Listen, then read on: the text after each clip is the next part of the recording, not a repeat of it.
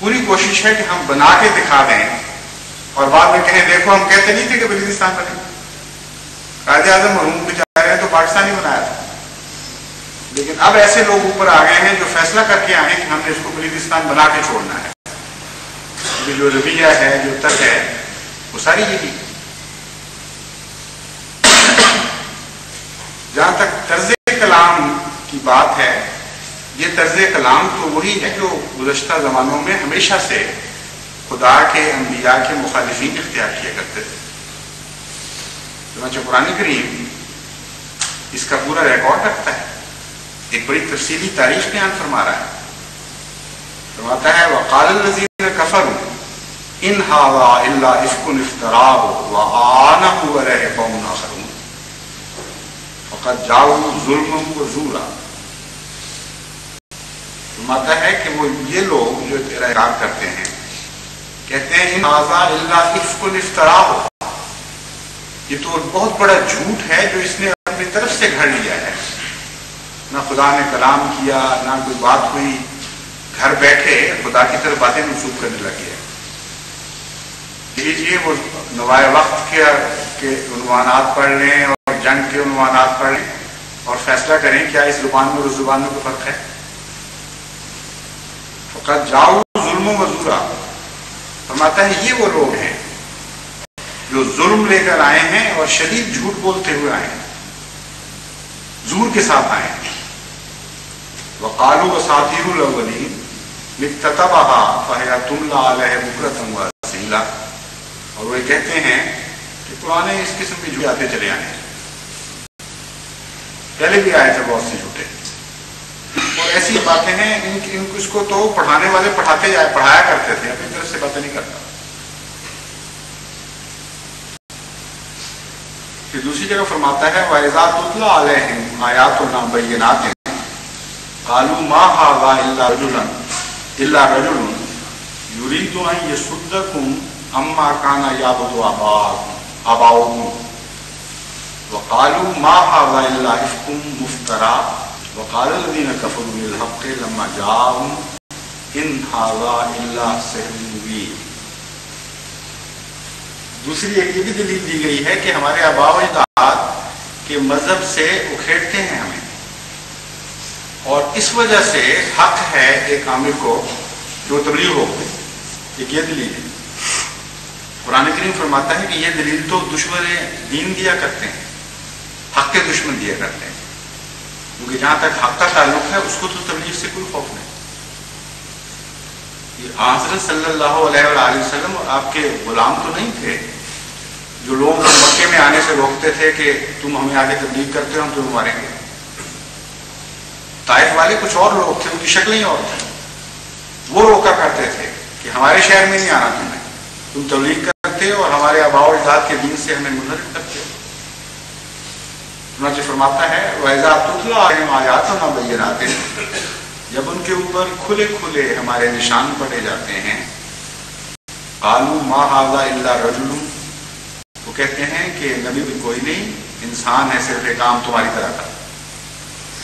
يُرِيدُ أَن يَصُدَّكُمْ عَمَّا كَانَ يَعْبُدُ آبَاؤُكُمْ، صرف یہ چاہتا ہے کہ تمہارے دین سے تمہیں منحرف کر دے، اس دین سے منحرف کر دے جو تمہارے باپ دادا مانتے چلے آئے تھے.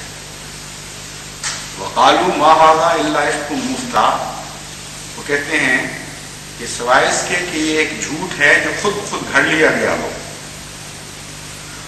اس کے سوائے اس کی کوئی حقیقت نہیں. اور وہ لوگ جنہوں نے انکار کیا، وہ جب حق ان کے پاس آیا انہوں نے یہ کہا ان ھذا الا سحر مبین، یہ تو جادوگری اور جھوٹ ہے، اس کے سوا کچھ بھی نہیں. پھر اور بھی بہت سے لفظ استعمال کیے گئے، مجنون، انک انت لمجنون، کہ تو پاگل ہو گیا، جو زندگی کے دعائیں پڑھتے ہیں.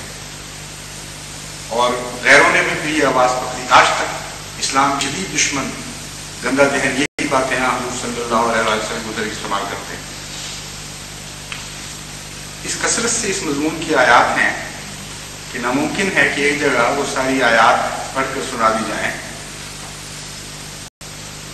لیکن قرآن کریم جو جواب سکھاتا ہے وہ ایسا ہے جو ہمیشہ کے لیے ایک زندہ جواب ہے. جب بھی ایسی صورتحال پیدا ہو تو یہی وہ جواب ہے جو ہمیں دینا چاہیے. فرماتا ہے ہم یقولون افطرا، اے محمد صلی اللہ علیہ وسلم کیا وہ یہ کہتے ہیں کہ تو نے جھوٹ بنا لیا، مفتری ہے تو. قل ان افتریتہ فلا تملک لی من اللہ شیئا، اگر میں نے جھوٹ بنا لیا ہے تو یہ سوال نہیں ہے کہ تم مجھے مارو، سوال یہ ہے کہ تم بچانا بھی چاہو تو اللہ سے مجھے بچا نہیں سکو. کیسا عمدہ جواب ہے. بیعت انسان کی نسل کی نفی کر دی گئی ہے دونوں طرف سے. حیرت انگیز کلام ہے. یہ نہیں فرماتا کہ ایسی صورت میں تم نہ مجھے مارو، اللہ مارے گا. فرماتا ہے کہ تم مارنا تمہارا کیا درکار، اگر تم سارے میری حفاظت پر بھی معمور ہو جاؤ گے، اپنی ساری طاقتیں مجھے بچانے کے لیے استعمال کرو گے تب بھی نہیں بچا سکو گے. هو عالم بما تفیدون فیہ، اللہ بہتر جانتا ہے جو تم بےہودہ سرائی کرتے ہو اور گندے کلام کرتے ہو. کفا بہ شہیدا بینی و بینکم،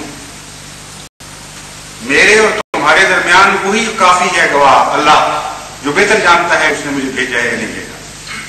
وہو الغفور الرحیم، اور وہ بہت مغفرت کرنے والا اور بہت رحم کرنے والا ہے.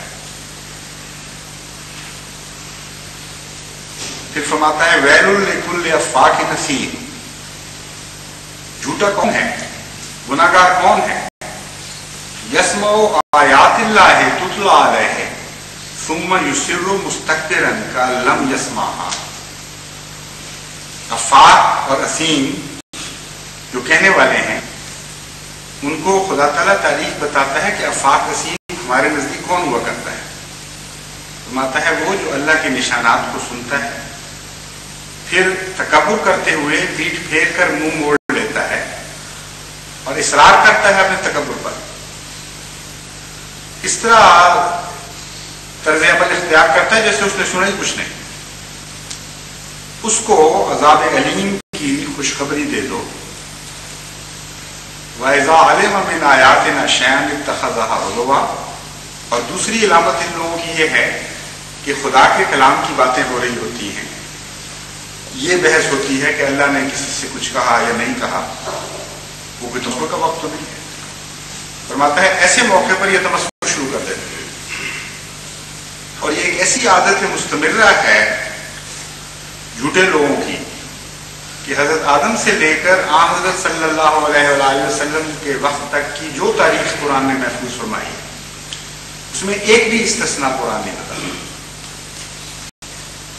انبیاء استہزاء کرتے ان سے، جب وہ قرآن کی باتیں کرتے ہیں وہ سنجیدگی سے ان کو جواب دیتے ہیں. جب وہ پہلی کتابوں کی باتیں کرتے ہیں وہ سنجیدگی سے ان کو جواب دیتے ہیں. جب وہ مذہب اور دین آخرت اور ان سنجیدہ امور کی گفتگو کرتے ہیں حوالے دے کر کتب سے جن کا انسان کی زندگی اور بعد موت سے تعلق ہے، وہ بڑی سنجیدگی سے اس کلام کا جواب دیتے ہیں. لیکن ایک گروہ ایسا ہے جو تمسخر سے پہچانا جاتا ہے، گندی گالیاں دینے والا، جھوٹ بولنے والا، تمسخر کرنے والا. فرمایا یہ وہ لوگ ہیں